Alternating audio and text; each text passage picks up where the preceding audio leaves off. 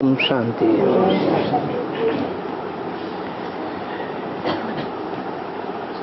ये है 9/11/68 का प्रातः क्लास। रूहानी बाप रूहानी बच्चों से पूछते हैं, अपन को रूह या आत्मा समझ करके बैठे हो?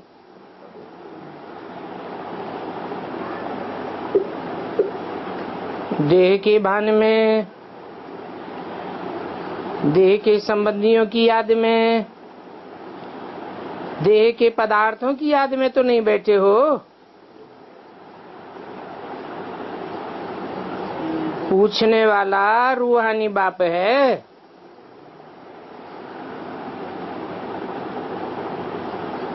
बाप ये तो जानते हैं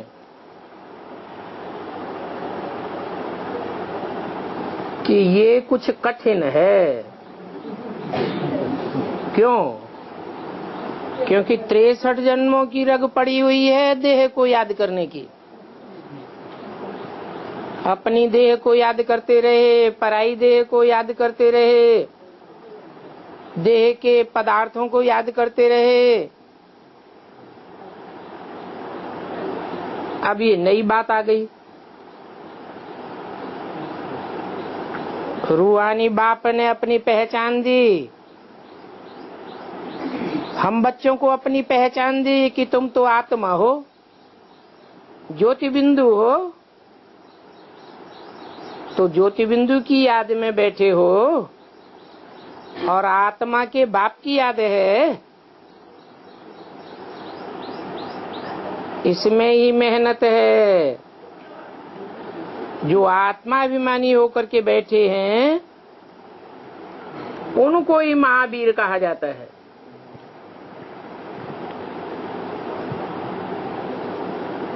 देह अभिमानी होकर बैठे हैं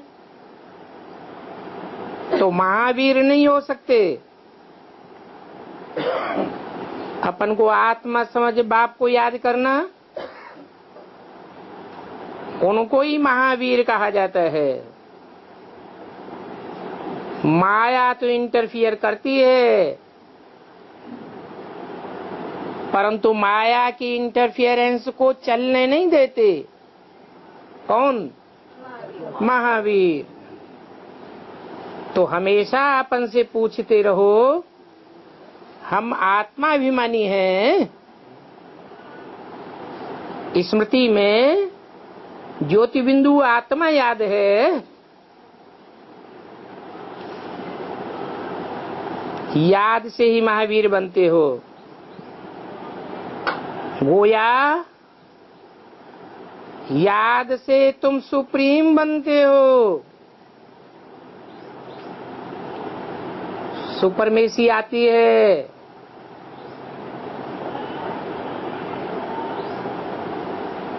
सुपीरियरिटी कॉम्प्लेक्स आता है। इंफीरियरिटी नहीं आती है।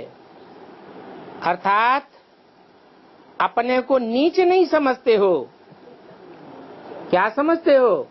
हम ऊंचते ऊंच बाप के ऊंचते ऊंच बच्चे हैं। क्योंकि और जो भी धर्म वाले आते हैं वो इतने सुप्रीम नहीं बनते हैं। क्योंकि उनके धर्म पिताएं सुप्रीम तो है नहीं। सुप्रीम बाप है क्या? और तुम्हारा बाप सुप्रीम बाप है, उसका कोई बाप है नहीं।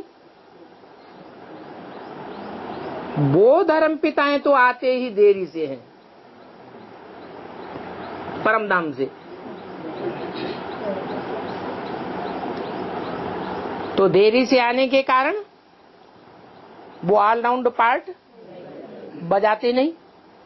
और तुम तो ऑल राउंड पार्टधारी हो। ऑल राउंड पार्टधारी को हीरो कहा जाता है। ड्रामा में सबसे ऊंचा पार्ट किसका होता है? हीरो हीरोइन का ही होता है। तो तुम नंबरवार सुप्रीम बनते हो। सुप्रीम अर्थात शक्तिवान, महावीर। तो अंदर में ये खुशी होती है, हम आत्मा हैं, हम सभी आत्माओं का बाप हमको पढ़ाते हैं।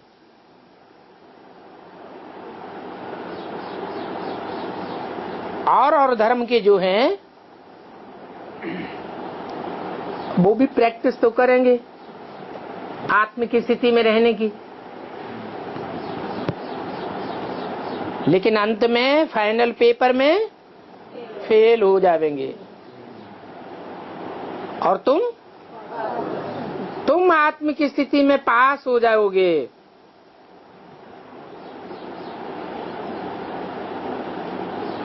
ये भी जानते हैं, कोई अपना चार्ट 25% दिखाते हैं, कोई 10% दिखाते हैं, कोई तो कहते हैं हमें 24 घंटे याद ठहरती है, कोई कहते हैं आधा घंटा ठहरती है। तो बताओ परसेंटेज कितना हुआ? तो अपनी बड़ी संभाल रखनी है।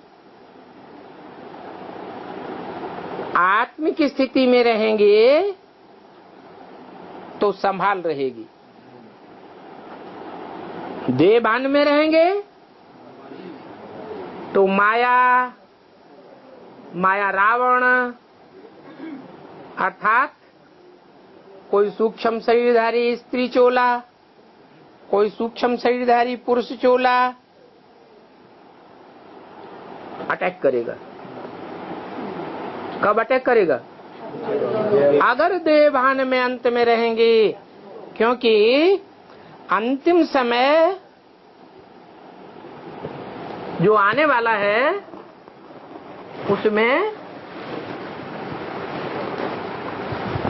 विनाश की विभीषिका बड़ी जोर से सामने आने वाली है।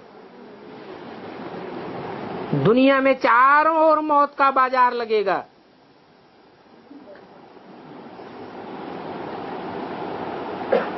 बड़ी बड़ी दुर्घटनाएं होंगी, भूकंप आवेंगे। ये जो ऊंची ऊंची बिल्डिंगें देखते हो वो सब ताश के पत्तों की तरह धराशायी होने लगेंगी, और उनमें रहने वाले लोग अचानक मौत को पाएंगे। अकाल मृत्यु ढेर की ढेर होगी। तो सूक्ष्म शरीरधारी ढेर के ढेर होंगे या थोड़े होंगे? ढेर के ढेर पाप आत्माएं, सूक्ष्म शरीरधारी भूत प्रेत चारों ओर संसार में मंडराएंगे। वो अपना आधार ढूंढेंगे, अपना घोड़ा ढूंढेंगे।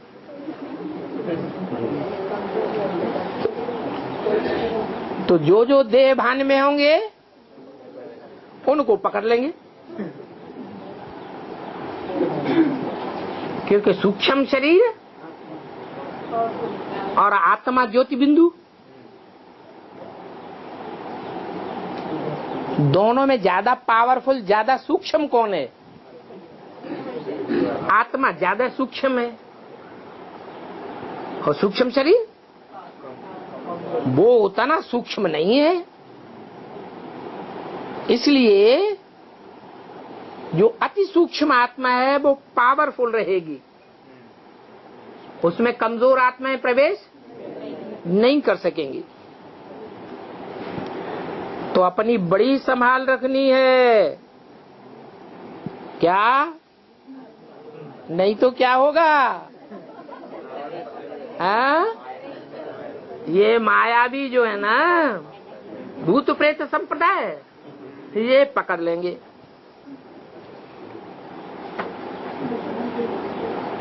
धीरे धीरे महावीर बनना है। क्या?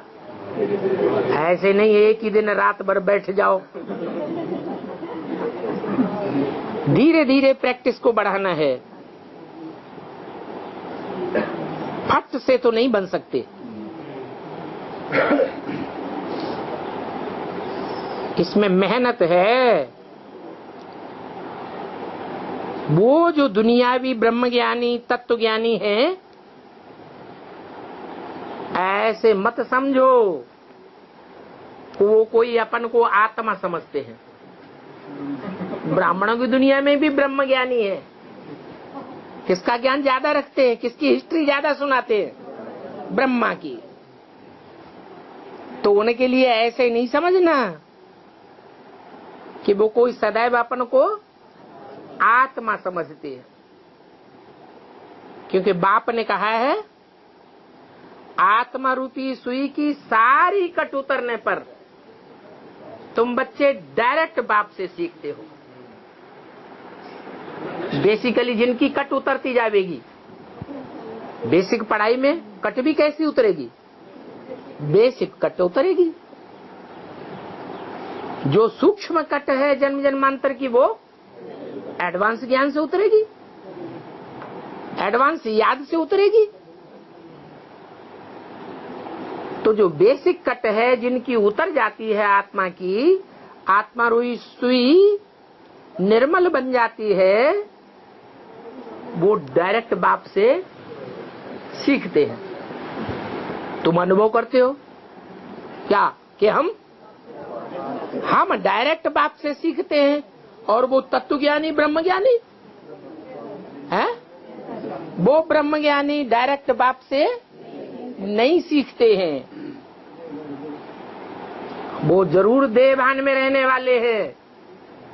इसलिए आत्माओं के बाप को अभी तक भी पहचान नहीं पाए हैं कि साकार में वो निराकार बाप कैसे मुकर्रर रथ में कार्य कर रहा है।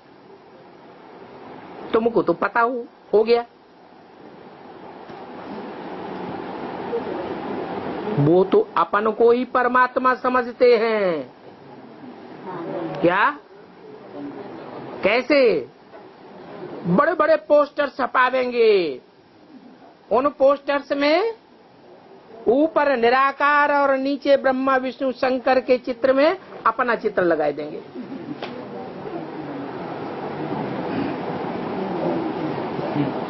तो तीन त्रिमूर्तियों में समझते हैं कि शिव हमारे में प्रवेश करता है।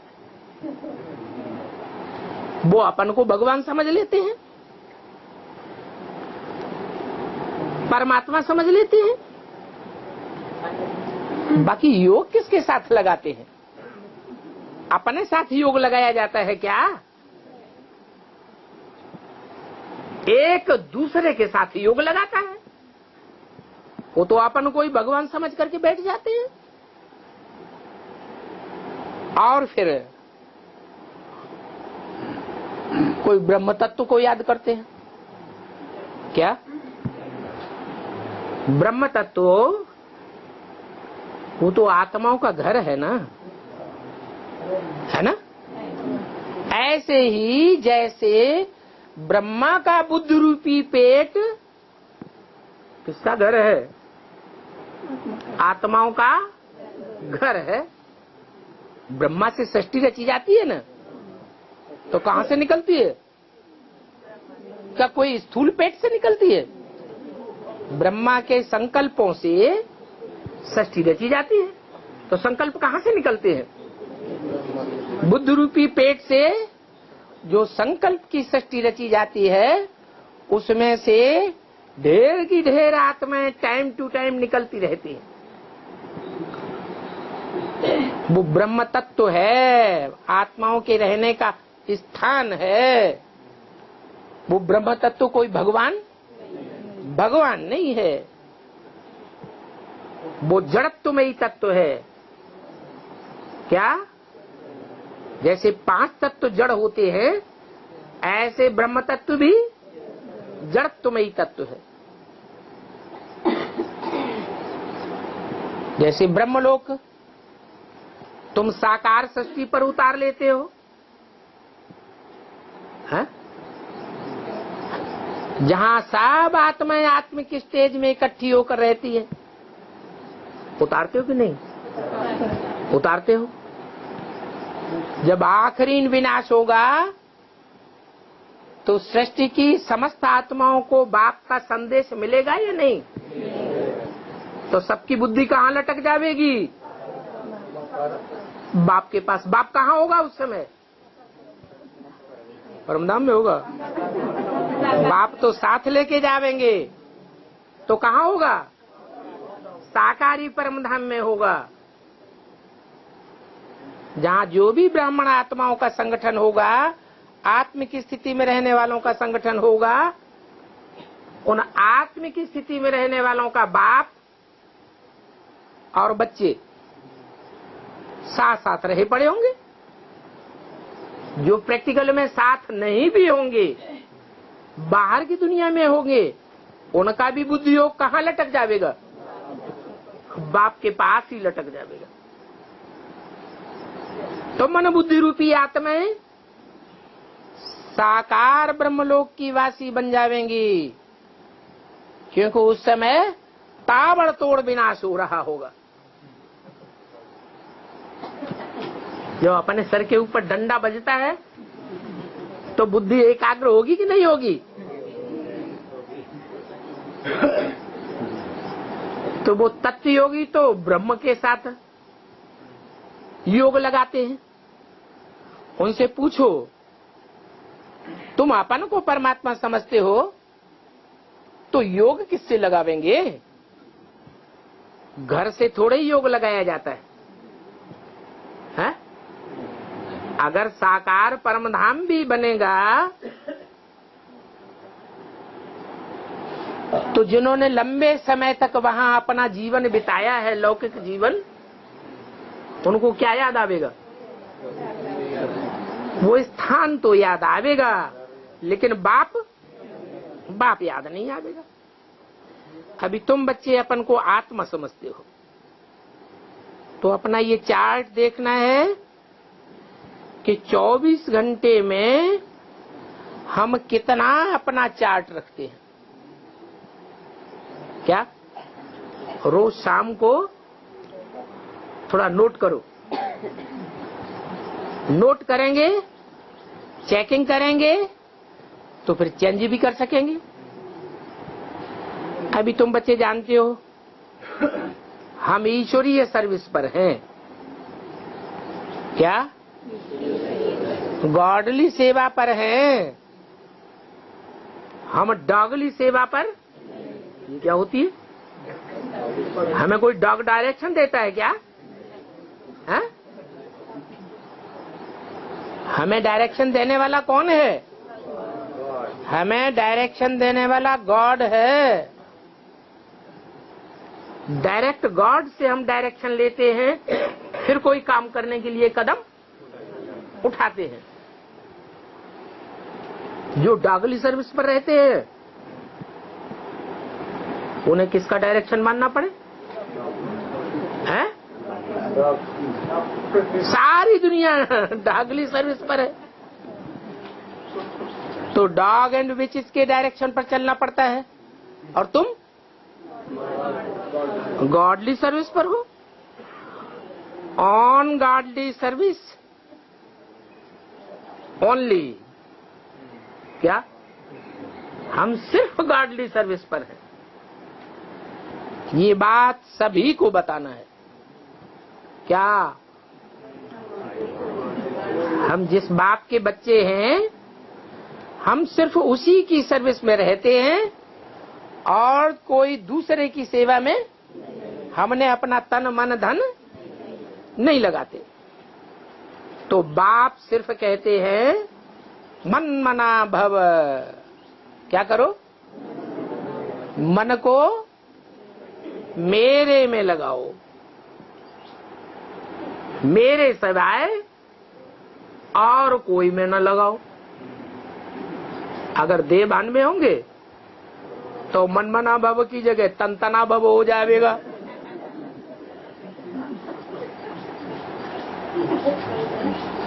और तनधारी तो ढेर के ढेर है, एक है क्या? तो व्यभिचारी योग हो जाएगा, और व्यभिचारी योग हो गया तो पाप बढ़ेंगे या घटेंगे? और ही पाप बढ़ जाएंगे।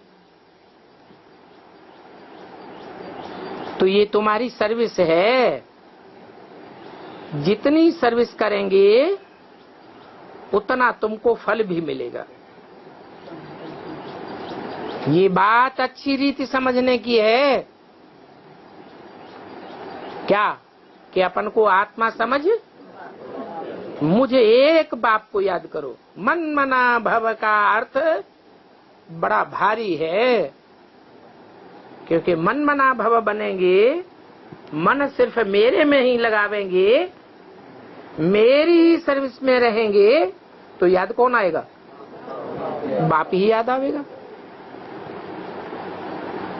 कोई राष्ट्रपति की सेवा में तैनात किया जाए तो उसे कौन याद आएगा? राष्ट्रपति याद आएगा। तुम सिर्फ मेरी ही सर्विस में रहते हो तो मेरी याद जरूर आवेगी, और जितना सर्विस में रहेंगे उतना तुमको फल भी मिलेगा।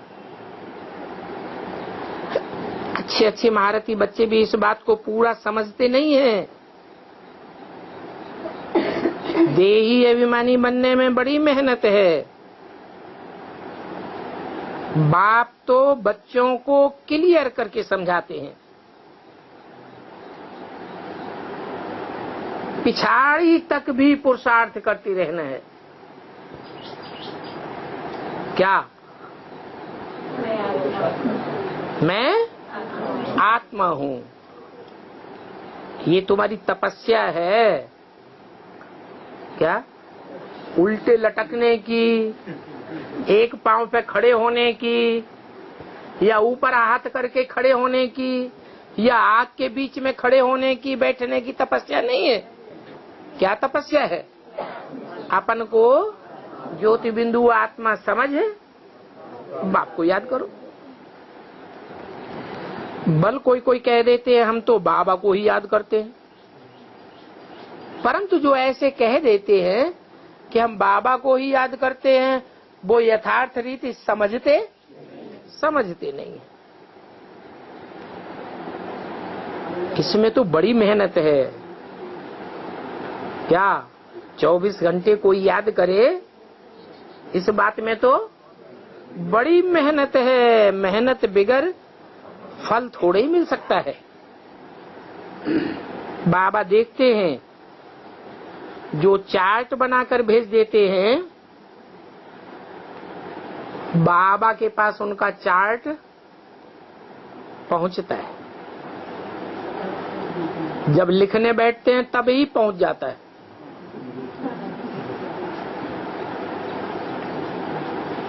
कोई कोई महारथी है जो समझते हैं हम महारथी हैं, उनसे तो चार्ट लिखना पहुंचता ही नहीं है। उनको ज्ञान का अहंकार बहुत है। बाकी याद में बैठे हैं, वो मेहनत तो पहुंचती ही नहीं। तो बाप समझाते हैं, मूल बात है याद की। अपने पर घड़ी घड़ी नजर रखनी है कि हमारा याद का चार्ट कैसा है। कितनी देर हो गई, कब से हमने बाप को याद ही नहीं किया। चेकिंग करते रहो, ये बात नोट करनी है। चार्ट रखना महारथियों से पहुंचता नहीं है। वो कहेंगे हम तो इतनी सेवा में रहते हैं जो हमें फुर्सत ही नहीं है। अगर याद की यात्रा में तुम्हें फुर्सत नहीं है तो ऐसी सेवा का क्या फायदा। कोई को ज्ञान सुनाया, सुनाते समय बाप की याद है ही नहीं, बाप के लिए प्यार है ही नहीं, छूछा ज्ञान सुनाई दिया तो उसके ऊपर असर पड़ेगा? असर ही नहीं पड़ेगा। ज्ञान की तलवार में जौहर ही नहीं है याद का। वो बाप के प्रति आंखों में प्यार ही नहीं है, आवाज में वो कशिश ही नहीं है, तो सर्विस क्या करेंगे? तो बाप कहते हैं अगर याद की यात्रा में फुर्सत नहीं है तो फिर ज्ञान की यात्रा कैसे होगी? मूल बात तो है, बाप कहते हैं अपन को आत्मा समझ अलफ को याद करो। ये क्या कहा है? आत्मा समझ करके अलफ को याद करो। क्यों? नुक्ता को, बिंदु को क्यों न याद करें? अरे आत्मा में वो आत्मा का स्वरूप परमात्मा तो आ ही गया। जब हमने आत्मा को याद किया तो आत्मा में आत्मा के बाप का रूप आ गया कि नहीं आ गया? वो तो आ ही गया। फिर साथ में क्या करो? वो आत्मा का जो स्वरूप है, सुप्रीम बाप का जो स्वरूप है, वो किस मुकर्रर रथ में पार्ट बजाए रहा है? वो अलफ है। अलफ अर्थात पहला, अव्वल नंबर है। अल्लाह आते हैं तो अल्लाह कौन से धर्म की स्थापना करते हैं? अव्वल दीन, अव्वल नंबर धर्म की स्थापना करते हैं। द्वयम नंबर धर्म की स्थापना दूसरे नंबर का आदमी करेगा, और अव्वल नंबर धर्म की स्थापना जो दुनिया में पहले नंबर का आदमी है उसे कहते हैं आदम। तो अगर उस आदम को, अलफ को, पहले नंबर को पहचाना ही नहीं तो कहेंगे बाप की याद है। याद ही नहीं है। तो यहां जितना समय आप बैठते हो तो सच सच अपने दिल से पूछो, हम कितना समय बाप की याद में रहे और कितना समय बुद्धि देहदारियों की याद में भटकती रही। यहां बैठे बैठे भी बल दृष्टि लेते हैं, नींद में चले जाते हैं। दृष्टि लेते लेते कोई थोड़ा सा खड़ा हो गया, बस उधर ही दृष्टि चली जाती है।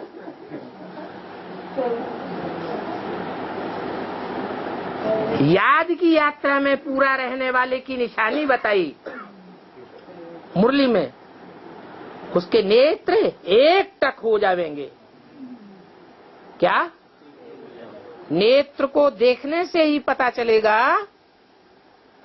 कि इसकी मन बुद्धि ऊंच से ऊंच बाप की ओर टिकी हुई है।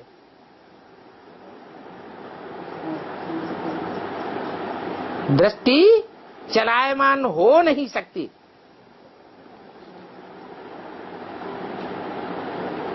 तो अपने दिल से पूछो, जब यहां बाप के सामने बैठते हो तो याद में स्थिरियम रहते हैं, क्योंकि यहां जब बैठते हो तो तुमको खास याद में रहना है। यहां बैठ करके ही, बाप के सन्मुख बैठ करके भी अगर याद में नहीं रह सके तो बाहर की दुनिया में तो माया तुमको पूरा ही हप करेगी।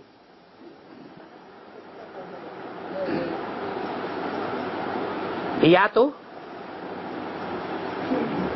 याद में रहो, या तो फिर बुद्धि में ज्ञान का चक्र फिराओ। अगर चक्र फिरावेंगे तो भी कोई हर्जा नहीं है। ज्ञान का चक्र फिरावेंगे तो चक्र में आत्मा का चक्कर तो 84 का चक्कर आ ही जाएगा।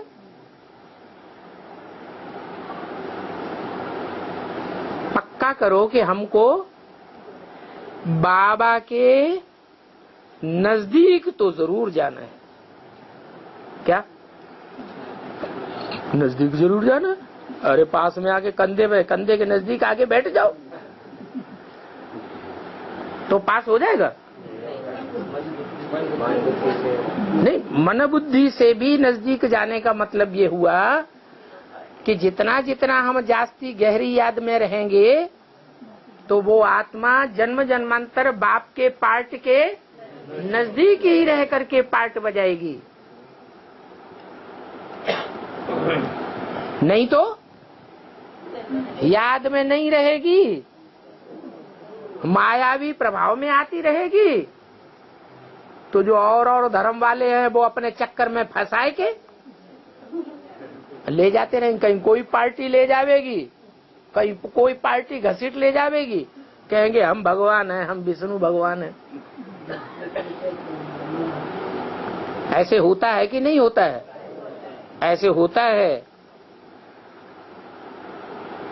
तो पवित्र और पूरा सतोप्रधान होकर के बाप के पास जाना है।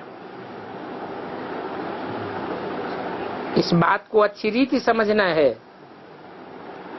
कि जितना जितना हम पवित्र आत्मा बनेंगे, बाप के घर परमधाम में भी नजदीक बैठेंगे और 84 के चक्र में भी जन्म जन्मांतर नजदीक आवेंगे। कई तो फट से इन बातों को भूल जाते। क्यों है? नहीं, 63 जन्मों में बाप के नजदीक नहीं रहे हैं। क्या द्वापर युग से औरों के चक्कर में आ गए तो बाप से दूर हो गए। तो यहाँ संगम युग में उनकी निशानी क्या दिखाई देगी? है? हाँ, उनकी निशानी ये दिखाई देगी कि यहाँ बैठेंगे तो भी बुद्धि इधर उधर भटकेगी, और बाहर की दुनिया में जाएंगे तो बाप को फट से भूल ही जाएंगे। ऐसे बच्चे फिर सच्चा सच्चा अपना चार्ट बताते भी नहीं है। ऐसे बहुत महारथी भी हैं जो कब सच नहीं बतावेंगे। आधा कल्प झूठी दुनिया चली है, तो झूठ जैसे उनके अंदर में जम गया है। क्या? कैसा जम गया है? जो कवियों ने भी लिख दिया, झूठे लेना, झूठे देना, झूठे भोजन, झूठ छबेना। बाप को पोता मिल देंगे तो भी कैसा देंगे? झूठ ही झूठ पोता मिल लिख देंगे। तो इससे भी जो साधारण है वो तो झट चार्ट लिखेंगे। जो महारथी समझे जाते हैं वो तो कब लिखेंगे ही नहीं।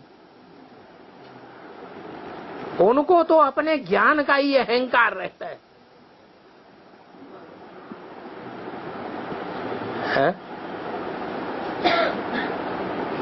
जगदीश भाई महारथी था या नहीं था? है? सारा ब्राह्मण परिवार उनको महारथी समझता था या साधारण पुरुषार्थी समझता था? फिर रिजल्ट क्या आया है? वो अपने मुख से ही कहते थे मेरे जिंदगी का लक्ष्य है बाप को प्रत्यक्ष करना। फिर शरीर छोड़ने के बाद संदेशी में प्रवेश किया तो रो रहे थे कि मैंने जो विरुद्ध लिया उस विरुद्ध को मैं पूर्ण कर नहीं सका। क्यों?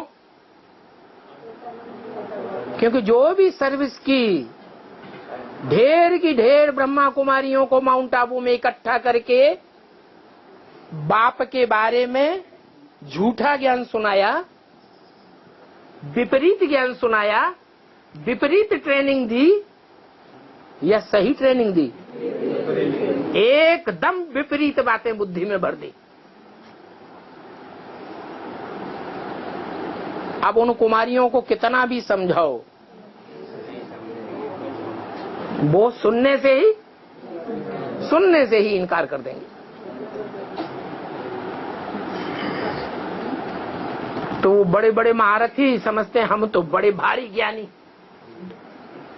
जैसे दुनिया में होता था बड़े बड़े ऋषि मुनि सन्यासी, दुनिया के सामने अपन को क्या समझते थे? हम तो बड़े प्रकांड विद्वान हैं। तो दुनिया वालों से खूब मान मर्तबा लेते थे या नहीं लेते थे? खूब मान मर्तबा लेते रहे। अभी भी चांदी के सिंहासनों पर बैठते हैं।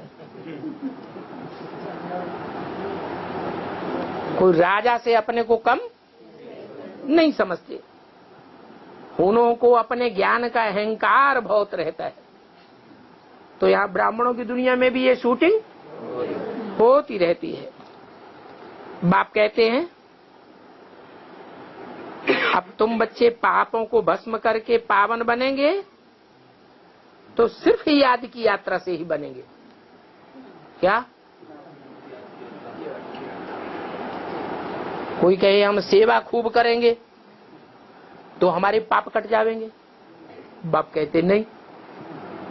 हम अच्छे से अच्छी धारणा दिव्य गुणों की करेंगे तो हमारे पाप कट जाएंगे। बाप कहते नहीं, ऐसे हो नहीं सकता।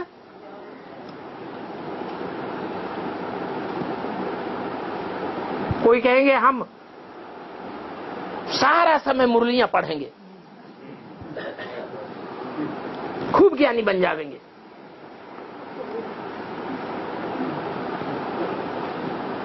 तो सिर्फ ज्ञान उठाया और दूसरों को ज्ञान सुनाया, लेकिन बाप को नहीं पहचाना। बाप के प्रति वो प्यार पैदा नहीं हो पाया।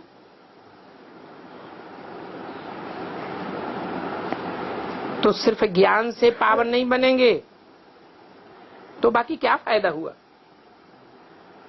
तुम तो बाप को पुकारते ही हो ना। किस लिए पुकारते हो? हे बाप आओ हमको ज्ञान सुना के चले जाओ। वो तथाकथित ब्राह्मण क्या समझते हैं? बाप किस लिए आता है? ब्रह्मा के तन में आता है, ज्ञान सुना के चला जाता है, फिर हम पावन अपने आप बनते रहते हैं। क्या ऐसे है? अपने आप कैसे पावन बनेंगे? वो समझते हैं बाप जो ज्ञान सुना करके गया, हम उस ज्ञान में बड़े प्रकांड विद्वान हैं।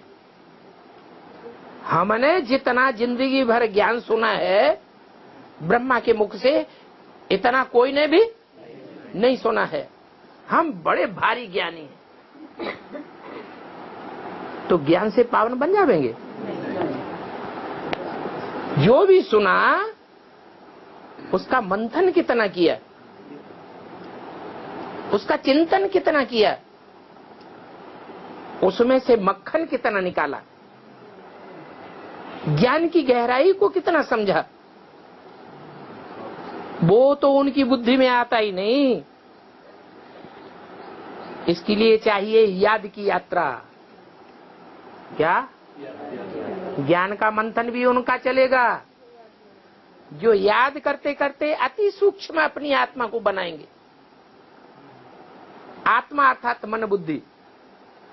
मन बुद्धि रूपी आत्मा याद की यात्रा से सूक्ष्म बनेगी तो गहराइयों में जाएगी। दूसरा तो कोई उपाय नहीं है। अगर आत्मा सूक्ष्म न बने तो ज्ञान की गहराई को समझ सकेगी नहीं। कोई ठर्र बुद्धि होते हैं, मोटी बुद्धि होते हैं, वो ज्ञान की गहराइयों को समझ जाते हैं? नहीं समझ सकते। तो बाप तरीका बताते हैं। बेसिक में तरीका बताया, बेसिक नॉलेज में ये बेसिक ज्ञान दिया कि आत्मा बिंदु तो आत्मा का बाप भी ज्योति बिंदु। अब बेसिक में जिन्होंने ज्योति बिंदु बाप को और ज्योति बिंदु आत्मा को बेसिकली याद किया, तो बिंदु को याद करते करते बिंदु सूक्ष्म बनेंगे या स्थूल बनेगी बुद्धि? उनकी बुद्धि सूक्ष्म बन गई। जिनकी बुद्धि सूक्ष्म बनी उन्होंने सूक्ष्म से सूक्ष्म बाप को पहचान लिया।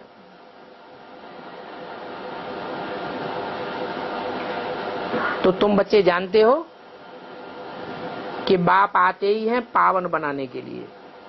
बाप के आने का मकसद ज्ञान सुनाना नहीं है, पावन बनाना है। बेसिक नॉलेज में भी तुम्हारी बुद्धि कुछ न कुछ आत्मा रूपी सोई पावन बने, सूक्ष्म बने। तो तुमने बाप को पहचाना, तुम्हारा क्लास ट्रांसफर हो गया। कहते थे ना तुम बच्चों का क्लास ट्रांसफर होगा। जब क्लास ट्रांसफर होता है तो स्थान भी बदल जाता है और टीचर भी बदल जाते हैं। तो तुम्हारा क्लास ट्रांसफर हो गया। अब तुम गहराई से पवित्रता का अर्थ समझते हो। पावन आत्मा कैसे होती है, सहज रीति क्या है जो निरंतर याद कर सके। बेसिक में बिंदु को याद करते थे, बाप को। किसको याद करते थे? बिंदु बाप को। अभी तुमने प्रैक्टिकल में पार्ट बजाने वाले बाप को पहचान लिया मुकर्रर रथ में, तो बेसिक में याद करना ज्यादा कठिन था, ज्यादा सहज था या अभी ज्यादा सहज है?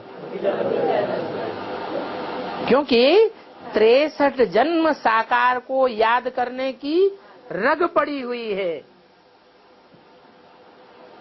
और याद को कन्वर्ट करने की भी रग पड़ी हुई है। बच्चा मां के पेट से जन्म लेता है, जब तक शिशु रहता है मां को ही याद करता है। फिर बड़ा होता है, मोहल्ले में खेलने जाता है, मित्र संबंधी याद आने लग पड़ते हैं। याद कन्वर्ट हुई कि नहीं? फिर स्कूल में जाता है, टीचर को याद करता है। याद कन्वर्ट हुई कि नहीं? फिर बड़ा होता है, प्रोफेसर और लेक्चरर याद लगने पड़ते हैं, याद होने आने लग पड़ते हैं। नौकरी करता है तो जो उसके ऑफिसर हैं, जो उसने लक्ष्य लिया हुआ है कि हम भी नौकरी में तरक्की पावे, तो ऑफिसर याद कर आने लग पड़ते हैं। शादी होती है तो सब भूल जाते, कौन याद आने लग पड़ता है? घरवाली याद आने लग पड़ती है। तो ये याद कन्वर्ट होती रहती है जन्म जन्मांतर। तो यहाँ बेसिक में बिंदु को याद करते थे, वो कठिन याद थी। अभी हमें साकार में निराकार का रूप पता चल गया। वो भी कोई सर्वव्यापी नहीं है, एक व्यापी है। तो एक को याद करना सहज या सर्वव्यापी को याद करना सहज? एक को याद करना सहज। तो एक को याद करते हो तो तुम पावन बनते हो, क्योंकि बाप कहते हैं माम एकम याद करो। क्या? वो तथाकथित ब्राह्मण एक दादी को याद करेंगे, दूसरी दीदी को याद करेंगे, तीसरे दादा को याद करेंगे, तो व्यभिचारी याद हुई या एक व्यापी याद हुई? है? व्यभिचारी याद हो गई। तो पावन नहीं बन सकते। पावन बनने का तरीका तो एक ही बताया मुरली में, माम एकम याद करो। अगर दो को भी याद किया तो भी पावन नहीं बन सकेंगे, तो भी व्यभिचारी हुए। तो तुम पुकारते ही हो पावन बनने के लिए, तो मैं एक व्यापी होकर आता हूं। इसके लिए तुम्हारी एक्यूरेट याद चाहिए। क्या? भक्ति मार्ग में तुम एक्यूरेट याद नहीं करते थे, बुद्धि भटकती रहती थी। कहीं मंदिर में, कहीं मस्जिद में, गुरुद्वारों में। मुसलमान का जन्म लेंगे तो कहाँ बुद्धि जाती थी? मस्जिद में, जामा मस्जिद में, काबा में। और यहाँ तो तुम्हारी बुद्धि को एक ही ठिकाना मिल गया। तो हर एक को सच्चाई से अपना चार्ट बताना चाहिए। यहां तुम पौना घंटा भी याद में बैठते हो तो पौने घंटे में भी हम कितना समय बाप को आत्मा समझ याद में रहे, ये चार्ट निकालो। कईयों को तो सच बताने में बड़ी लज्जा आती है, क्योंकि जानते हैं जब यहां बैठते हैं तो बाप तो दृष्टि देते हैं, लेकिन ऐन मौके पर सो जाते हैं।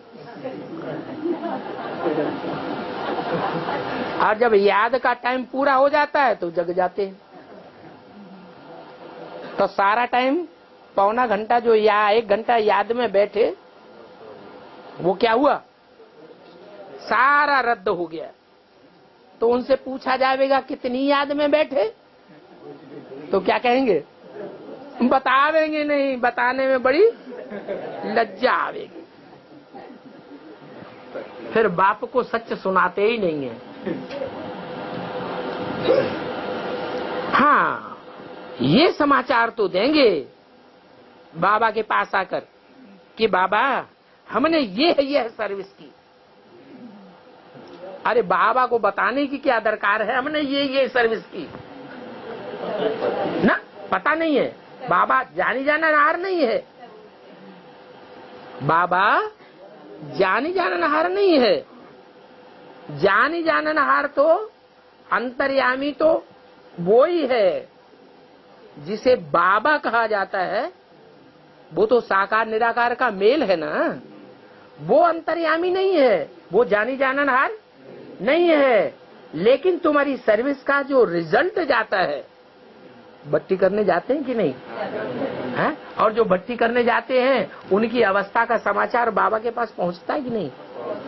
कितना ध्यान से सुनते हैं भट्टी में, कितना वायरे होके बैठे हैं। तो बाबा के पास तो एक एक का सारा समाचार पहुंच जाता है ना, कि किसने कैसी सर्विस की। कोई तो ऐसे ही उठा के ले आते, भगवान आया हुआ चलो दिखाई लाए। तो समाचार देंगे हमने ये सर्विस की, इतने को समझाया, हमने यही किया। परंतु वो अपनी याद की यात्रा का चार्ट कब नहीं बतावेंगे। बाप कहते हैं याद की यात्रा में न रहने के कारण ही तुम्हारा कोई को तीर नहीं लगता है। क्या? तीर में वो जौहर नहीं है जो किसी को घायल कर दे, या यूं कहें कि ज्ञान तलवार में जौहर नहीं है। ज्ञान तो सुनाते हैं, बाकी वो परमात्मा के प्रति प्यार जिसे योग कहा जाता है, वो तीर लग जाए वो ही मुश्किल हो जाता है। बाबा तो कहते हैं पौना घंटे में 5 मिनट भी एक्यूरेट याद में नहीं बैठते।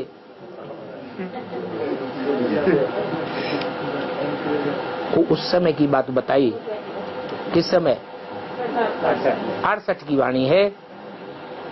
अभी कुछ बच्चों ने कवर किया होगा कि नहीं किया होगा?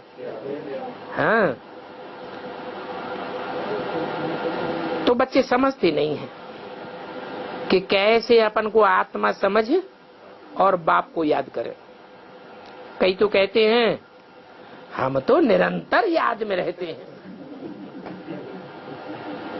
बाबा कहते हैं ये अवस्था अभी कोई की नहीं हो सकती।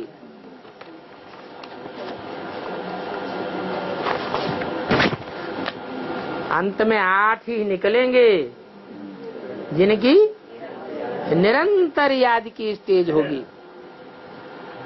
अगर निरंतर अभी याद में हो जावे तो कर्मातीत अवस्था हो जावे। कैसी अवस्था हो जावे? कर्म जो कर्मेंद्रियों से करते हैं, उन कर्मेंद्रियों के कर्म करने से मन बुद्धि बिल्कुल उपराम हो जावे। कर्मेंद्रियों से कर्म भले करेंगे, लेकिन उसका पाप पुण्य उनको छू नहीं सकता। जो बात वो झूठी गीता में भी विद्वान पंडित आचार्यों ने समझ ली। उन्होंने भी लिखा है कि योग निष्ठा में जो रहने वाला है वो सारे संसार की हत्या कर दे तो भी उसके ऊपर पाप नहीं लग सकता। अब हत्या तो कर्मेंद्रियों से ही करेगा, लेकिन कर्मेंद्रियों से हत्या करते हुए भी उसका बुद्धियोग किसके साथ जुड़ा होगा? बाप के साथ जुड़ा होगा। तो बाप उससे एक्यूरेट कर्म कराएगा या गलत कर्म कराएगा?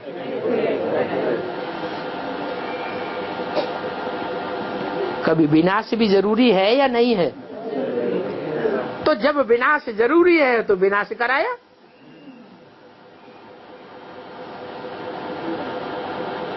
तो बोला ज्ञान की पराकाष्ठा आ जाती है, तब होती है कर्मातीत अवस्था। इस कर्मातीत अवस्था में मेहनत है क्या? है? कर्मातीत अवस्था में मेहनत है। मान लो आंखें हैं, आंखें भी इंद्रियां हैं कि नहीं? है इंद्रियां। आंखों से संग का रंग लगता है या नहीं लगता है? और आंखों से पाप कर्म बनता है या नहीं बनता है? आंखों से लगाव पूर्वक किसी को लगातार देखा तो जिसको देखेंगे अगर वो थोड़ी अबला आत्मा है तो प्रभाव में आवेगी या नहीं आवेगी? और जो प्रभाव में आवेगी उसको याद आएगा कि नहीं आएगा? फिर वो याद सताएगी या नहीं सताएगी? है? फिर वो याद सताएगी। और जब देहधारी की याद लगातार सताएगी तो पाप कर्म बनेगा, पुण्य कर्म बनेगा। तो जिसने ये दुष्कर्म किया और जिसने कराया, दोनों को पाप लगेगा कि एक को लगेगा? दोनों को पाप लगेगा। अब वो तथाकथित जो ब्राह्मण योग लगाते हैं वो तो 4-4 घंटे 8-8 घंटे सारी रात याद में बैठ जाते हैं और आंखों से एक दूसरे को देखते रहते हैं। तो कम उम्र की कन्याएं माताएं, उनकी दृष्टि विचलित होती होगी या नहीं होती होगी? फिर वो भागेंगी या नहीं भागेंगी? आश्रम का नाम बदनाम होगा या नहीं होगा? आश्रम का नाम बदनाम होगा। बाप का नाम ब्रह्मा की दाढ़ी की लाज कहेंगे नहीं रखी। तो इंद्रियों से पाप कर्म भी होता है और इंद्रियां पाप पुण्य से परे भी हो जाती हैं। वो कब होंगी? बाप की निरंतर याद रहे। क्या? निरंतर याद रहे तो उस दृष्टि से जो 8 निकलेंगे वो देखेंगे कोई को तो भी उनका कोई पाप नहीं बनेगा। क्यों? क्योंकि ऐसी अवस्था कर्मातीत स्टेज बनाई हुई है। परंतु इसमें मेहनत है। क्या? इंद्रियां ऐसी साक्षी बन जाएं, इस बात में बड़ी मेहनत है। विश्व का मालिक कोई ऐसे थोड़े ही बन जाएंगे। क्या विश्व का मालिक तो एक होगा, लेकिन सारे विश्व को कंट्रोल एक कर लेगा या कोई सहयोगी बनेंगे?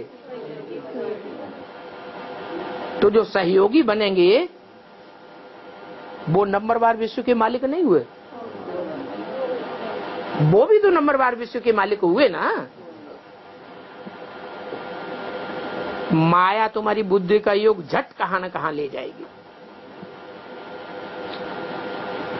तो मित्र संबंधी मिटमेट याद आते रहेंगे। किसको विलायत जाना होगा तो मित्र संबंधी स्टीमर आदि ही याद आते रहेंगे। विलायत जाने की जो प्रैक्टिकल इच्छा है वो जरूर खींचती रहेगी बुद्धि को बार बार। क्या बाबा से पूछते हैं कोई बाबा विलायत में जावे? अरे अपना देश भूल गया, ये भी भूल गया कि बाप कहाँ आते हैं सेवा करने के लिए। हैं? भारत, विदेशों में तो नहीं जाते। तो बाप भारत में आते हैं और बाप के बच्चे सेवा करने के लिए विदेशों में जाते।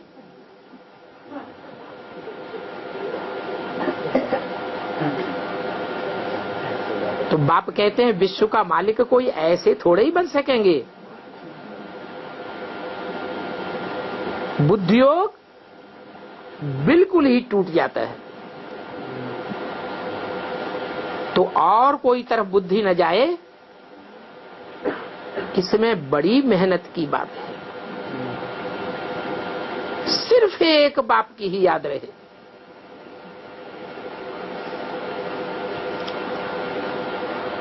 ये अपनी देह भी याद ना आए।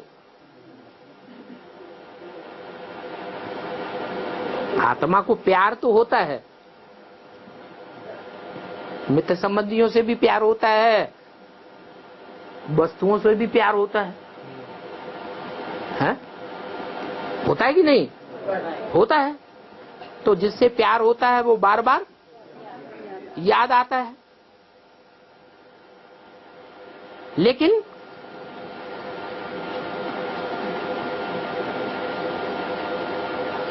वो खींचे नहीं बुद्धि को। कोई भी देहधारी की याद ना आए। दूसरे देहधारियों से ज्यादा प्यार होता है या अपने शरीर से ज्यादा प्यार होता है? कोई को भी बल कह देते हैं हम तुम्हें इतना प्यार करते हैं, हमें मौत की परवाह नहीं। लेकिन ऐसा होता नहीं है। क्या आत्मा को सबसे पहले अपने आत्मा से प्यार होता है, फिर अपने शरीर से प्यार होता है, फिर शरीर के जो गहरे गहरे संबंधी हैं उनसे प्यार होता है। गहरा से गहरा संबंध किसके साथ जुड़ता है? जो अंत समय में जरूर याद आ जाता है, किसके साथ होता है? एक माता ने तो बताया, दूसरी माता चुप बैठी है, बताती ही नहीं। देह के पति के साथ संबंध होता है। पति है उसको पत्नी के साथ संबंध होता है, देह याद आती है। तो जो देह की याद आती है, जीवन में जो ज्यादा याद आएगा अंत समय में वो याद आ जाएगा। तो अंतमते सुगते हो जाती है। तो ये अपनी देह भी याद ना आए। क्या अपनी देह भी याद ना आए? कोई ऐसे होते हैं जिनको अंत समय में अपनी देह से ही बड़ा प्यार होता है। तो जिनको अपनी देह से ही ज्यादा प्यार होगा उनको अंत समय में क्या याद आएगा? अपनी देह याद आ जाएगी। अगर स्त्री है तो अगला जन्म स्त्री चूल्हे का ही मिलेगा। अगर पुरुष है हट्टा कट्टा सौंदर्यवान गोरा चिट्ठा है और सारा जीवन वो याद आता रहा अपना शरीर, तो अंत समय में क्या बनेगा? वो ही पुरुष चोला याद आएगा और पुरुष जन्म लेना पड़ेगा। तो बाप कहते हैं अपनी देह भी याद ना आए और कोई की भी देह याद ना आवे, ये अवस्था तुम्हारी अंत में बनेगी। क्या? कोई की भी देह याद ना आवे, ये अवस्था तुम्हारी अंत में बनेगी। सिर्फ एक बाप ही याद रहे। तो दिन प्रतिदिन जितना याद की यात्रा को बढ़ाते रहेंगे उसमें तुम्हारा ही कल्याण है। ओम शांति।